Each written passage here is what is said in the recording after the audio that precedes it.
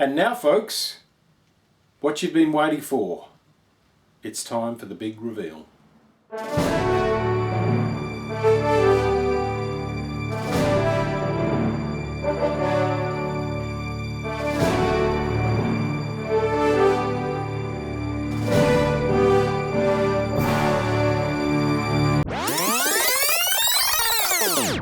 Alright, sorry guys, we're not doing the reveal. I'm still waiting for all the painted bits. It is very close, but not this week. However, I wasn't entirely joking about a reveal this week. The other day I was offered something worth 300 bucks that I just couldn't refuse. I'll show you some photos of it here just after I got it home and pulled it off the trailer. It's a 1986 K100 RS. Yes, it's a 4-cylinder. I'm going over to the dark side. I actually had one of these bikes back in 1984. I bought one brand new and ended up riding it around Australia. I did 17,000 Ks in 5 weeks and it just didn't miss a beat. No trouble whatsoever. It was a great bike, kind of quirky but awesome. In fact, right there is a picture of my bike when I rode it around Australia in 1985, and that's at the Great Ocean Road. Now the bike's not registered, it's not running. For the life of me, the petrol in the tank smells like turpentine. Now it could be fuel that sat there for 10 years and gone off, but geez, it doesn't smell like petrol whatsoever. So that's a bit of a worry. Anyway, I'm not sure what I'm going to do with it at this stage. Obvious thing to do with it is to cafe it. Plenty of people have done them. They're quite popular in a kinky sort of way. However, I've been thinking for a long time about actually doing an electric bike. Yes, an electric bike. Yeah, so it could be a good rolling chassis for that. It's not a loop frame, it's the engine is a stressed member in the frame, so it could be challenging in that respect, although it could be good as well. We'll see. In this bike, the swing arm pivots off the gearbox, so I'd have to make some plates up that would pick up the swing arm pivot, or perhaps try and use the back end of the gearbox. We'll see. Anyway, let me show you around it.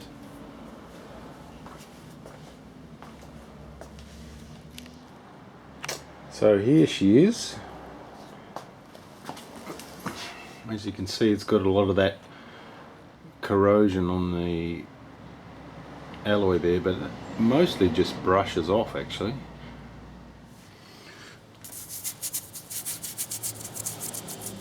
As you can see, that will come off very easily. So it's all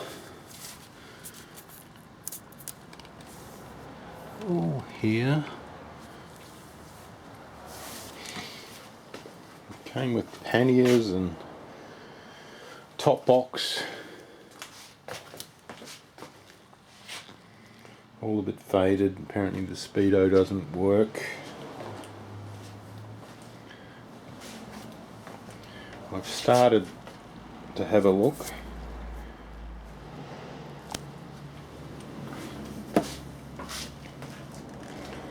Broken tail light.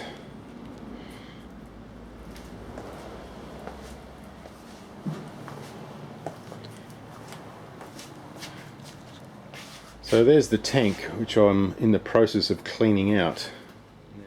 Because he's put terps in here, it's actually destroyed all the rubber bits, but not the hoses.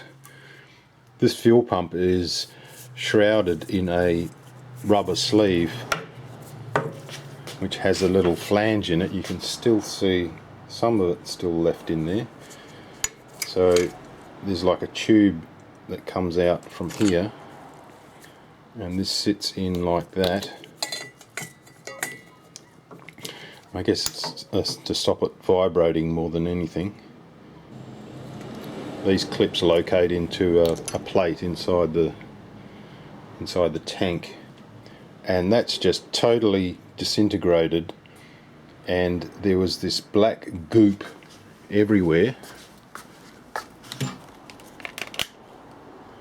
I've got it quite clean at the moment. There's a bit still left, but it was an absolute nightmare to get out. I vacuumed some chunks of it out, but as you can see in my bin here, ended up with this molasses, and that's dried out, and it is awful stuff.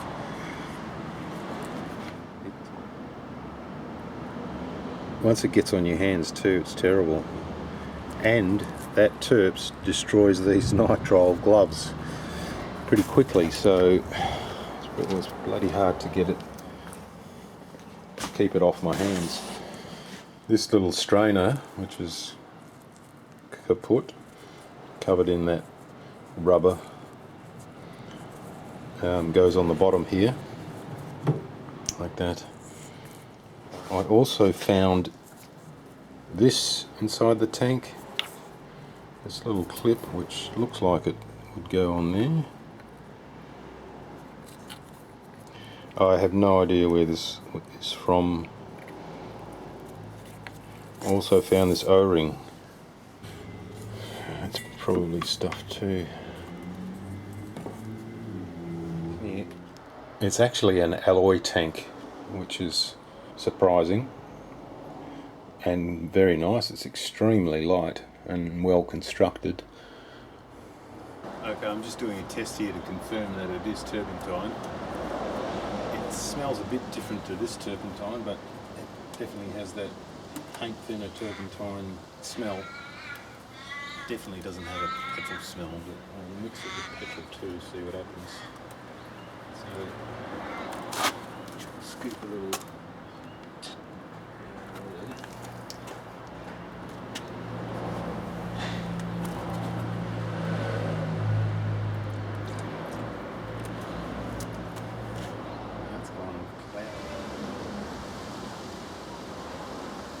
Seems to have mixed.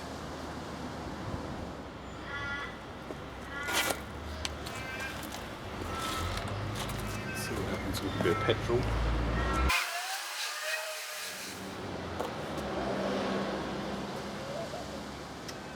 It seems to have mixed as well.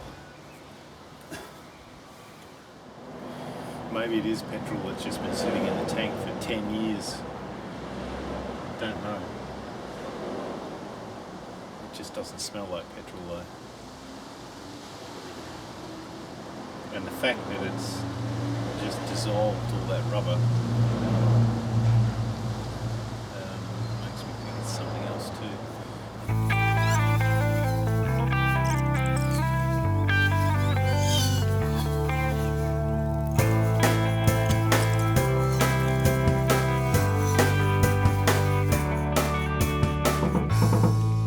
You can still see chunks. This is my second day of cleaning this bloody thing.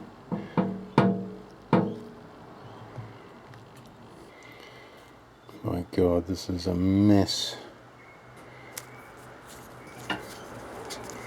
It's a lot better than it was, but I'm still pulling out huge chunks like this.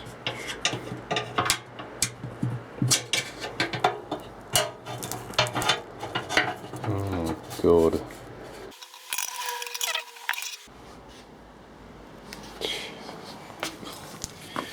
And you don't want to get it on the floor either, because it just...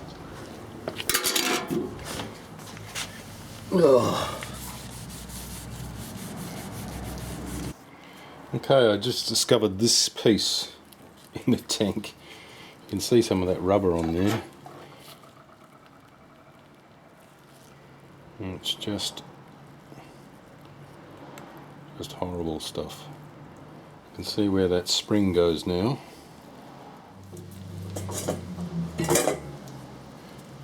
doesn't look like it goes on there. What the hell? So I've discovered what this is. It's obviously part of the fuel cap that's fallen off in the previous life, and he's just left it in there in the tank. That's good to know. It's nothing to do with the fuel pump. Okay, I've just pulled out one of the spark plugs and I'm just going to have a look in here. I've got this inspection camera.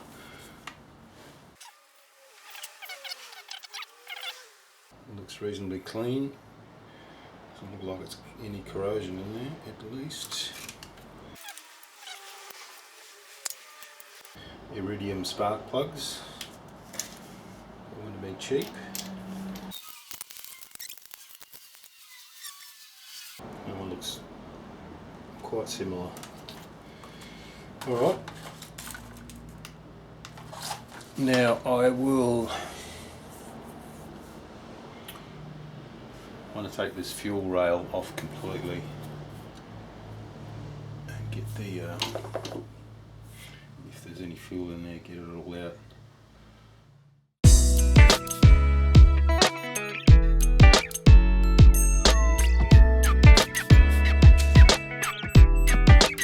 Here's the sender unit and the gasket here, or I think it's an O-ring actually.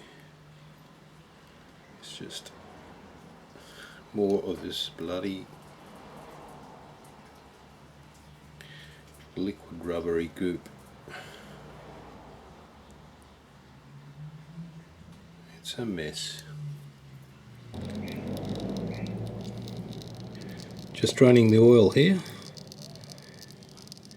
Man, does that look dirty and thick.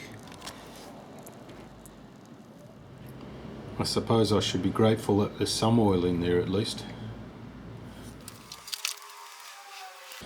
Well, that looks brand new.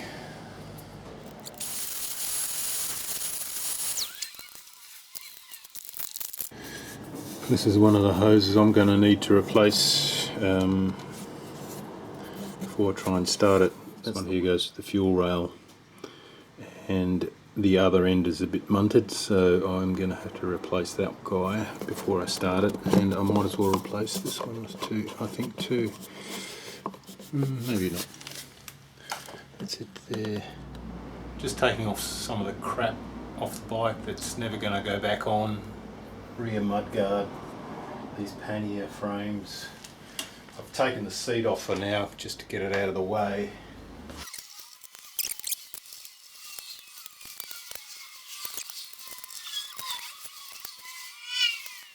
So I've had this old girl a day and a half now, and I think I've come up with a plan, or at least a way forward. What I'm going to do is continue going through the bike, figure out what sort of condition it's all in, get the thing running. I know I need a new fuel pump. I tested that today, it doesn't work, and some of the inlets in the tank need replacing, a few fuel hoses, and who knows what else. So get it running, and then I will go and visit a local place here that sells conversion kits and parts for electric cars and motorbikes. So I'll find out what I need in the way of an electric motor. I need batteries, a charger, a control unit, and a throttle, other bits and pieces. Get some specs on all the gear, come home and figure out how I would actually do the conversion. The key in my mind, if I do it, is it's got to be something that looks cool. It would be a cafe racer, of course. but it's got to look cool. I've seen lots of conversions before. A lot of them look pretty crap, a lot of them are quite agricultural, but I want to do something that looks cool. If after all that I decide it's too hard, too costly, it's impossible to make it look cool or whatever, I'll just cafe this in the normal way with an internal combustion engine in it.